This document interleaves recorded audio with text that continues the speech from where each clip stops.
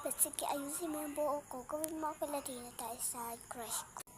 Sige, wait lang, be.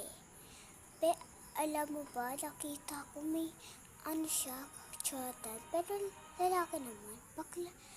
Bakla pala yun. Ayun siya, tara puntahin natin lang, girl. Hoy, Jessica. Haha, o bakit naman? Ano sabi na kinakausap ang bebe ko? Hoy, umayos ka, ako siya. Ha? Ano sinasabi mo? Alam mo ba ang sinasabi mo? Alam mo ba? Bakit ko naman siya kakusapin? Hindi ko alam yung number niya. Tsaka alam mo, si Angel ay cheater. Tsaka bakit naman nila pinibintang? Alam mo naman, hindi ako sanay sa lalaki. Tsaka please lang no, kausapin mo ako ng maayos dahil kaibigan tayo. Hoy, anong ayos kaibigan kita? Subukan mo yan kasi. Alam mo sinasabi ko ha? Gusto ko sampulutot kita. Aray ko, hindi na ako sabi. Oo, na. Dito ka. Bakit mo siya gusto? Diba kami una? Gusto ko din siya.